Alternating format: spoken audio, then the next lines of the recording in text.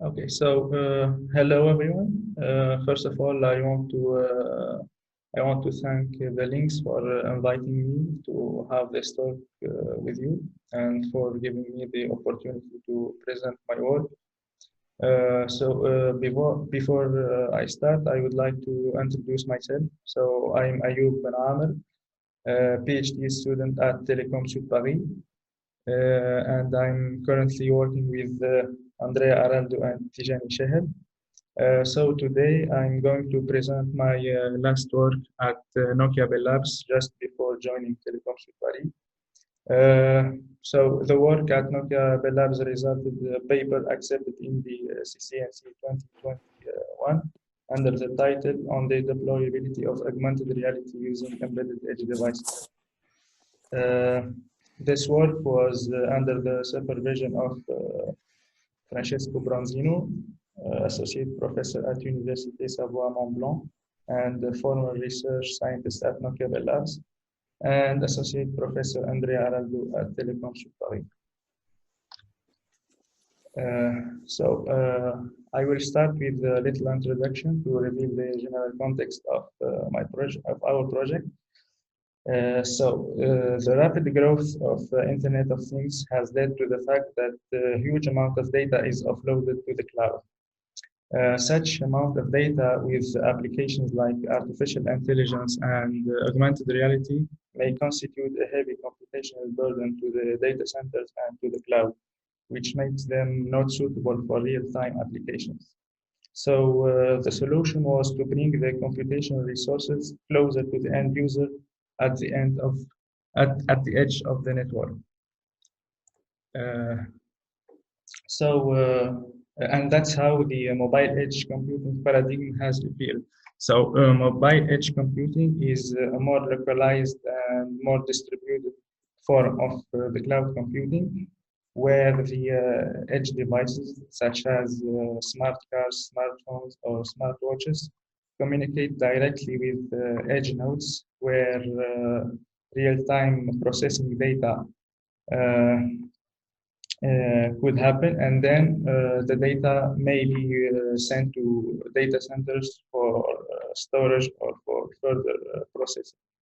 So this kind of architecture aims to minimize the service response time by offering these computational resources closer to the end user.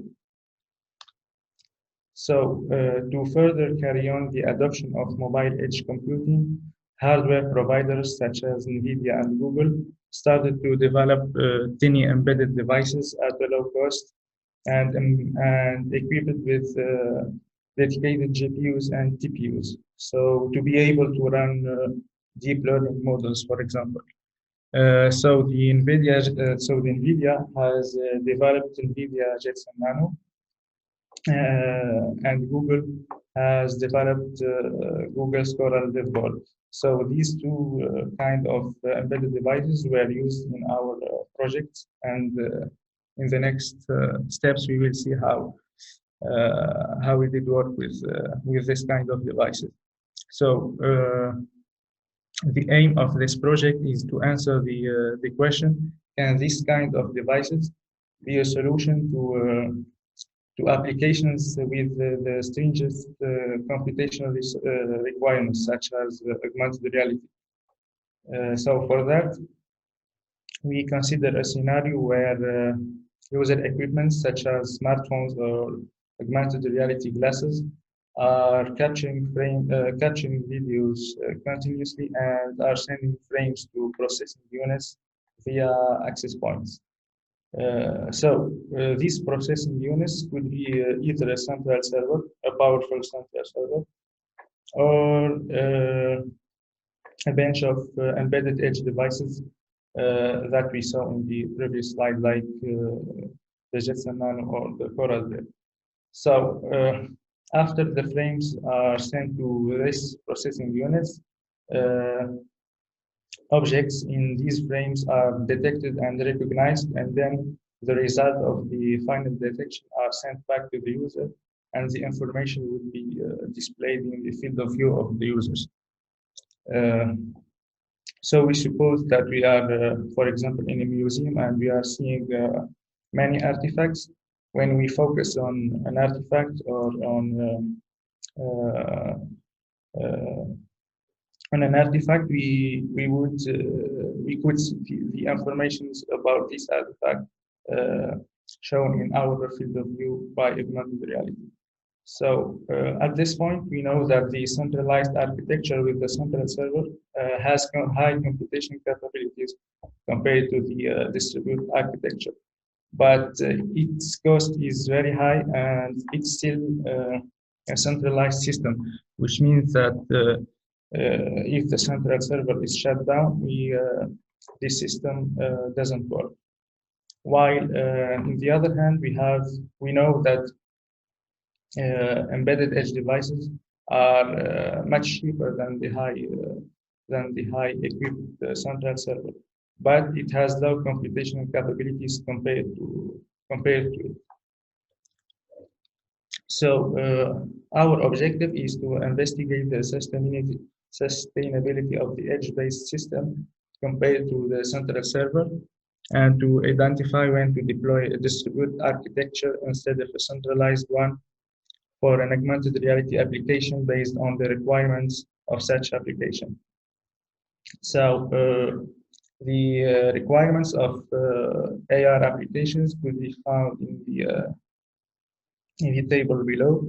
So we have augmented reality with low responsiveness requirements at 500 milliseconds. We have mid responsiveness augmented reality with at 100 milliseconds and high responsiveness augmented reality at 16 milliseconds.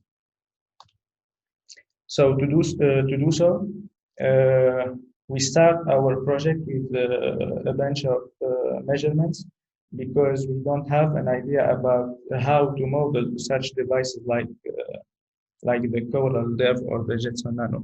So we start by measuring and evaluating the accuracy and the processing time for each platform. Then with such results, we will develop our analytical model. Then we will validate it with simulations, and we will conduct the full performance comparison in this simulation. So the first step in the measurements campaign was to select our test dataset.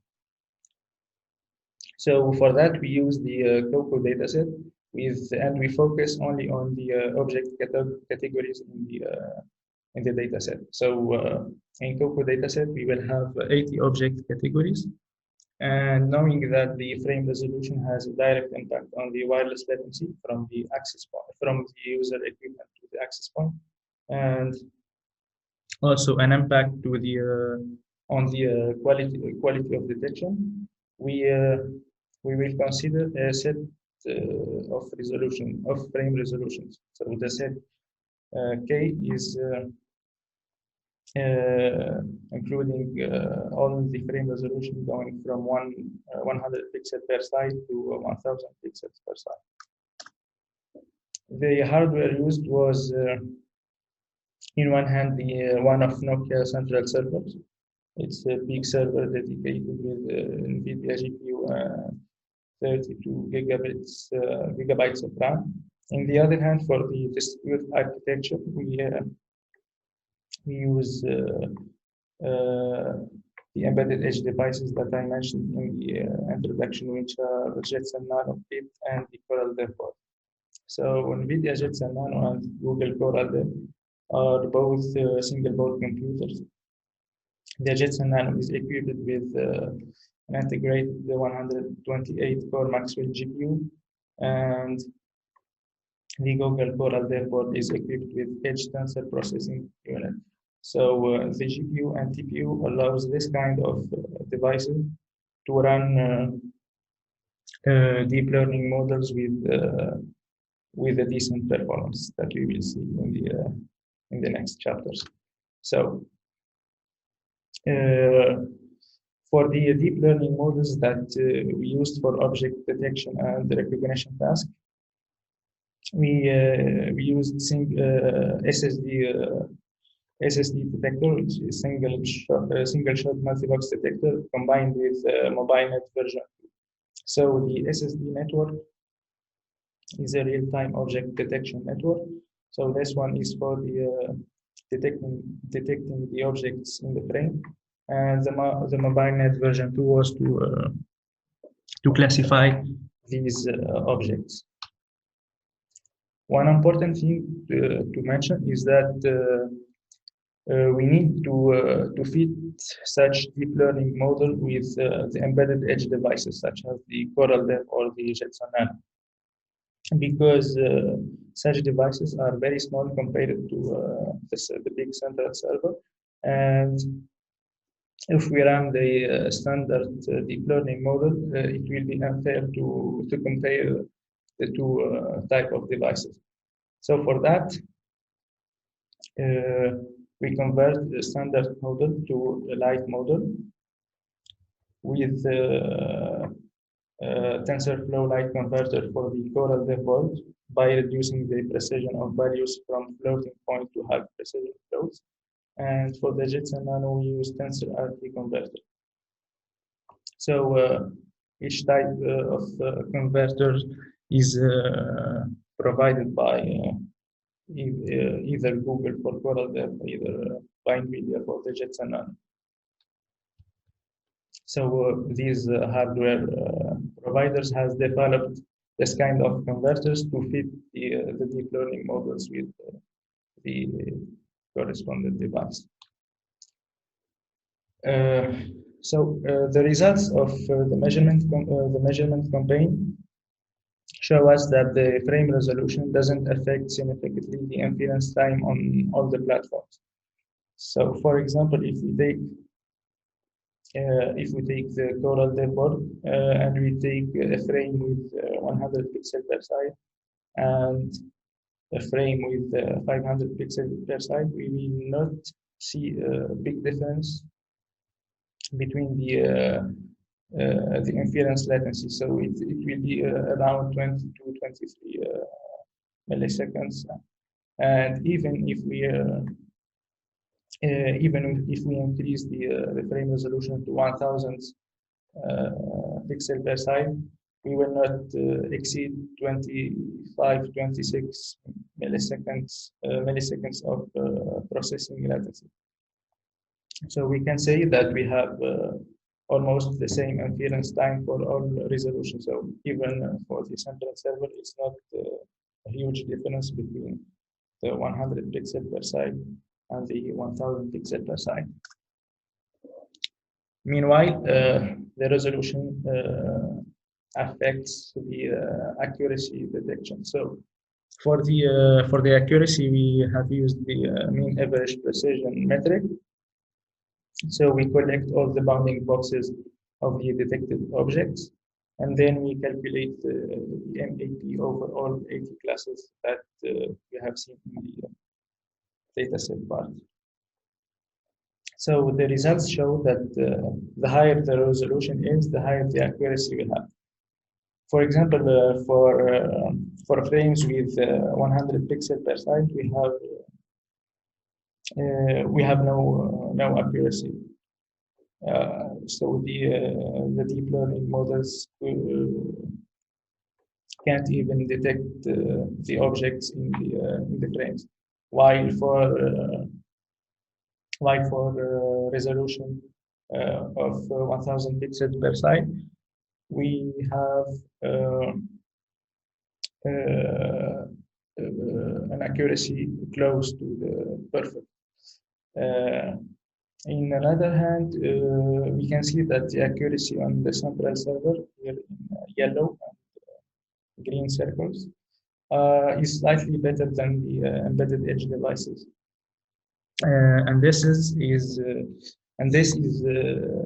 due to the light version that we implement with the converter of the 10 embedded edge devices. Another thing to point is that with such results, we can now select our frame resolution and in the following we will fix it at 600 pixels per side. So we saw that such resolutions gave us a decent mean accuracy of detection. So now we have we have the results of the measurements, and we have evaluated the performance of each platform. We can develop the analytical model of our system. So we have a system, we have a network with n users in the coverage of the same access point. And each user equipment will transmit the frames via this access point, which will route it to the embedded edge device or to the central server for object detection and recognition task. And then the processing unit will send the result back to the user equipment through the same access point. So we can say that the service latency of the end user is the sum of the wireless latency and the computational latency. Here we do not consider the latency of sending back the detection results, since they are a textual data and they are usually in small size. Also, we are ignoring the effect of congestion in the access point processing unit network signal, because this latency compared to the wireless one is very low. Now we calculate the wireless latency. So we consider that TCP is the adopted protocol, and we consider R is approximately equally shared among the end users. So R is the total output of the wireless channel. And we consider that a frame can be encoded in different resolutions K in the set K that we saw in the previous slides.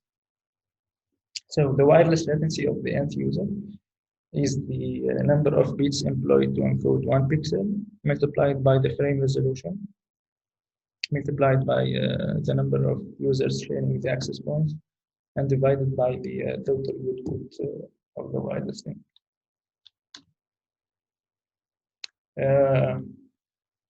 After that, we compute the second part of the system latency, which is the computational latency. So we consider that the end users share equally the computational node, even it's embedded edge device or central server. So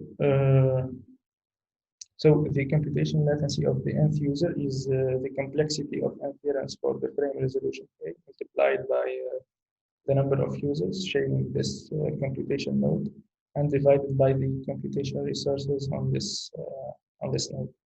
So CK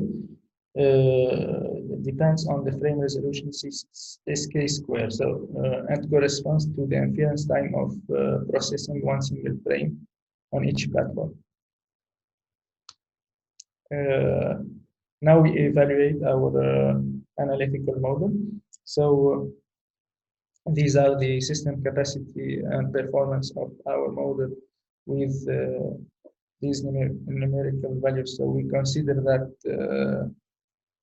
the Wi-Fi standard is 802.11 AC. And as we said, we fixed the frame resolution at 600 pixels per side. The table shows us the value of CK for each platform. So this table is found after doing the measurements, and with this table we now can calculate the computational latency on each platform and varying the number of users. First thing we do is to calculate the maximum number of users that can support the wireless channel. So this equation is a result of this one, of calculating the wireless latency, and K is the size of the frame of a frame in bits. So dk is the number of bits to encode one pixel multiplied by the frame resolution. So here we plot the maximum number of users supported by the wireless channel for each requirement. So, and for two types of wireless link. So the green one is for the low wireless capacity with this standard. So here we assume that the achievable output is 450 megabits per second. The yellow one is for a higher wireless capacity that we will see in the simulation. So now let's focus on the green one. So for high responsiveness capacity, for high responsiveness requirements, we have a capacity of maximum 2 users in the system. For the mid responsiveness requirements, we have almost 20 users, and for the low responsiveness requirements, we have around 75 users. So then we plot the total latency, the system latency, versus the number of users. So here we can and note that N1 and N2 corresponds to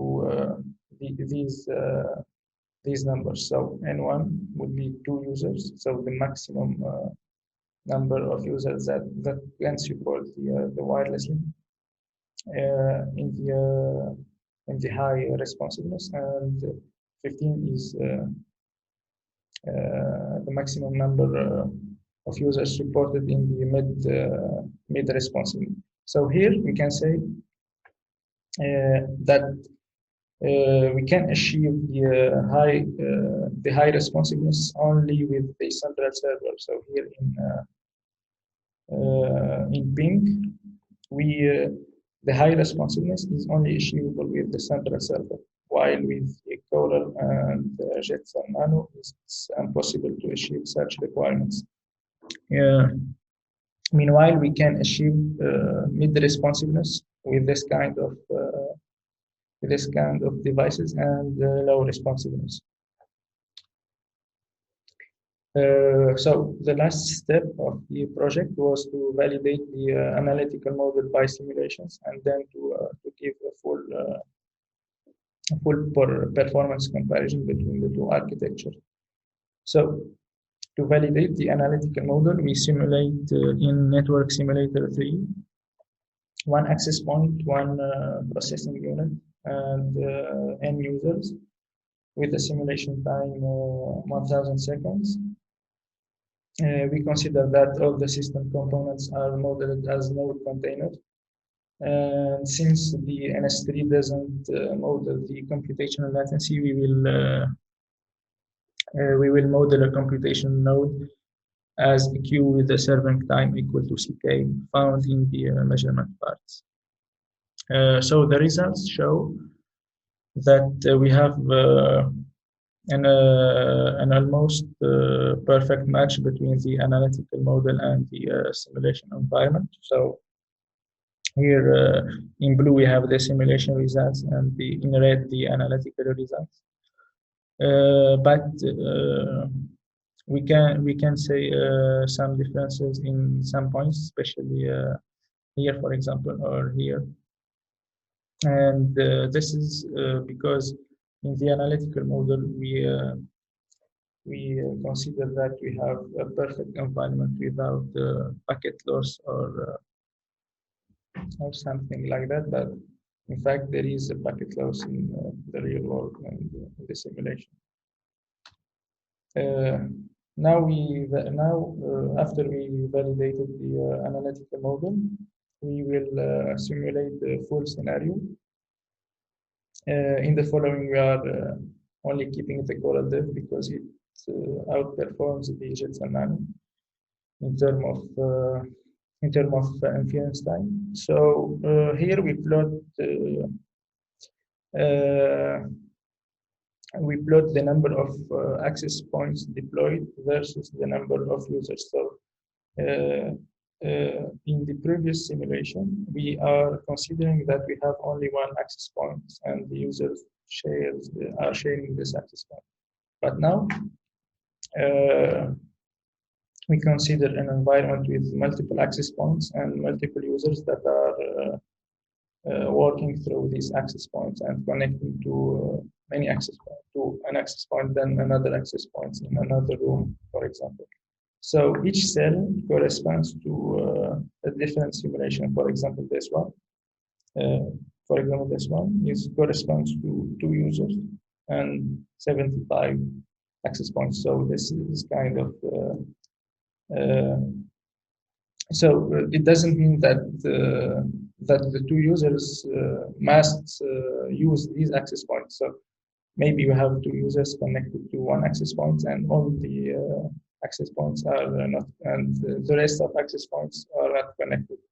So the results show that the high responsiveness requirements are only achievable with the central server. So here in black we have the high responsiveness. So we can get the high responsiveness only with the central server, and for a very limited number of users, which is 2 that we already found in the analytical model.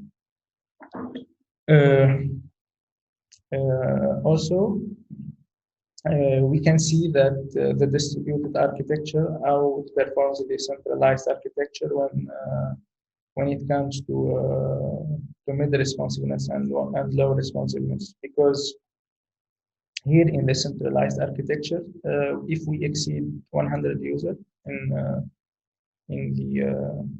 the studied area, the latency would exceed 500 seconds here in white. So this is which we will not accept, because we have the boundary is the low responsiveness with 500 milliseconds. So when we are exceeding these 500 milliseconds, we are out of performance. So for the while in the distributed architecture, we can even achieve 1,400 users in low responsiveness and up to 400 users in mid responsiveness requirements. So then we simulate the same scenario, but with different wireless link by adopting 802.11ex. So here we are testing a greater output that can be 1 gigabits per second compared to the other one. So and we observe how improving the total output could improve the performance. So the results are pretty much the same. So we can see that. So the high responsiveness requirements is still achievable only with the centralized server without any remarkable improvement. And the distributed architectures keeps outperforming the centralized one, but here the only difference is that we can achieve the mid responsiveness requirements with 600 users.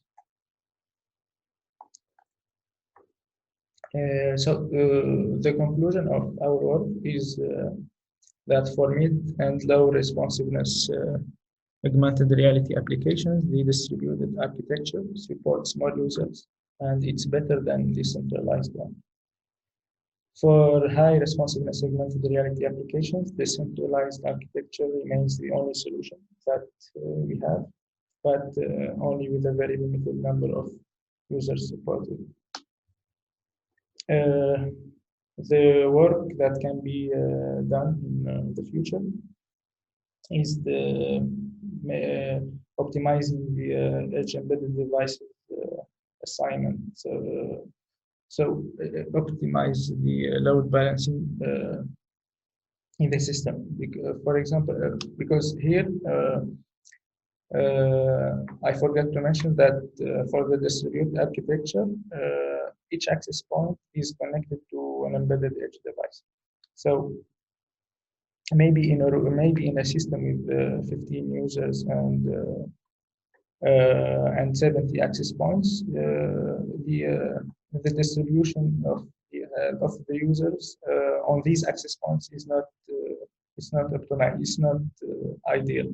So we could optimize the assignment of each embedded edge device to each user. Also, we can evaluate the monetary cost of each architecture in details.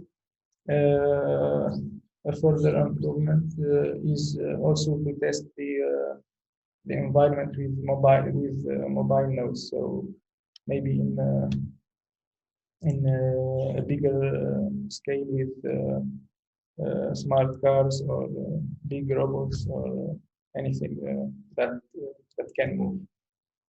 I want to thank you for.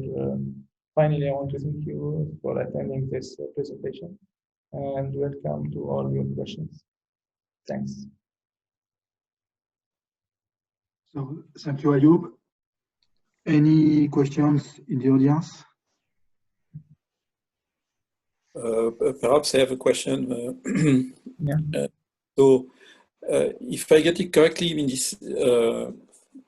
this model would sort of be the situation where you have a peak rate in this Wi-Fi setting. But what about a scenario where this Wi-Fi scheme is shared with other applications, and so that then there is randomness in the rate, and therefore in the latency.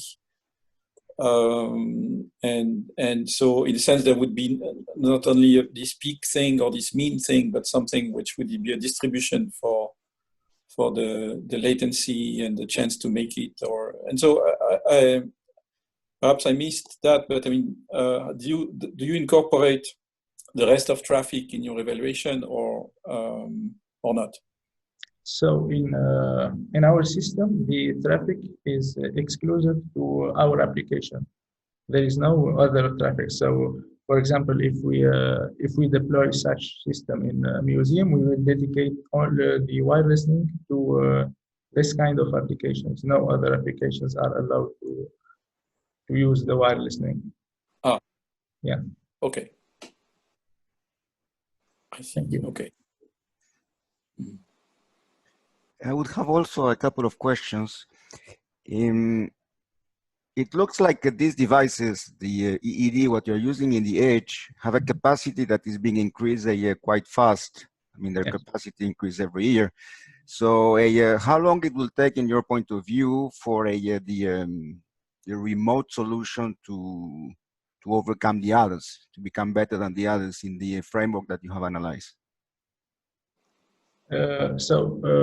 Which I know for the NVIDIA, there is more powerful embedded edge devices than the one we used. So maybe now we could replace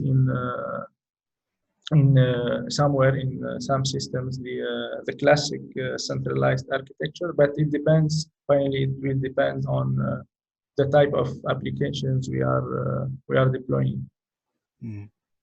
Yeah, that was my point. I think it could be interesting to analyze, to look at your tables, also taking the capacity of those edge devices as a variable. Because again, these things are changing very much, and as soon as they change, the analysis is impacted, of course. Another question I had is about the cost, because it could seem better to go into a distributed in the case of a mean resolution, because you can have more users, but at the end of the day, maybe the cost will push the operators to one or the other solution, right? Yes, but for the cost,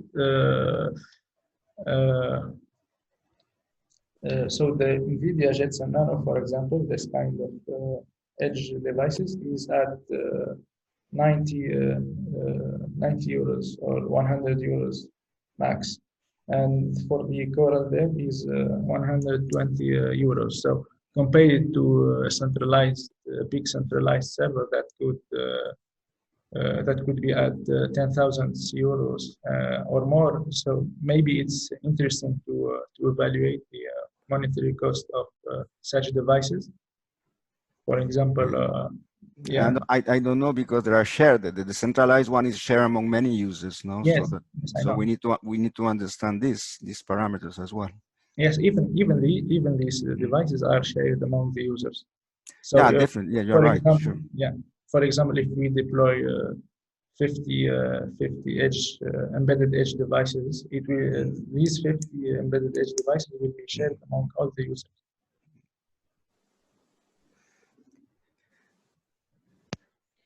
And yeah, and the other question I had is that with the 5G and I mean all these new architectures, the concept of a middle hole has been introduced, which enables to have something which is, I would say, in the middle, right? Not distributed at the very edge and not fully centralized.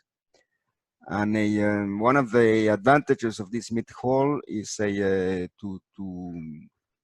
to enable, to facilitate the scalability of this type of solutions, not only from the point of view of the cost of the devices and the total capacity that you can provide, but also in terms of operability, I mean manageability, the fact that you have a room to deploy those devices and many other parameters, right? Yeah. So just to say that maybe there are other criteria as well that you could introduce in your analysis based on what the new architectures are. Yeah, absolutely, yes. Yes, thank you very much. Thank you for your questions. I have a question for here. Have you taken into consideration incorporating some energy consumption aspect? As well. Actually, yes, we already discussed that, and but we are not energy guys so far, so that's why we didn't include the power consumption optimization in the future work. But we have discussed this point. Because you could maybe try to think in terms of good put. So how much precision can I get with certain energy expense or for certain precision target? And maybe sometimes it pays off to be centralized or distributed, not only looking at whether I achieve certain, and I don't know, certain requirement, but okay, I can achieve this, could put it in terms of energy versus resolution, precision, things like that. But okay, thanks.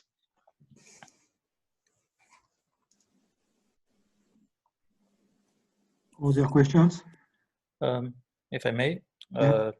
Fabio, I wanted to thank Ayoub for doing his internship in my team. It was nice to have him for a few months with us, although the time of the history was probably wrong because many things had to be kind of delayed or were impossible due to COVID. I was wondering, the server that you take as a reference for a centralized architecture is one of our lab servers. Did you kind of try to project with like current technology for the server? And did you try to abstract what would be perhaps the behavior of a cloud solution, so Amazon or other standardized computing offers? Thanks. For the distributed architecture, we didn't test on remote clouds such as, for example, Amazon Web Services or Google Cloud, and this because it may increase the latency of transmitting the frames to a remote cloud. That's why we didn't consider such solution. So the only two choices we had is either the central server an actual central server that we have and that we communicate directly with it, or the embedded edge devices. If we are introducing remote cloud, it will be another step and another type of project. And another cost point and another perhaps a trade-off between latency and computing power. So Absolutely. that's perhaps an interesting things to consider. Thank you.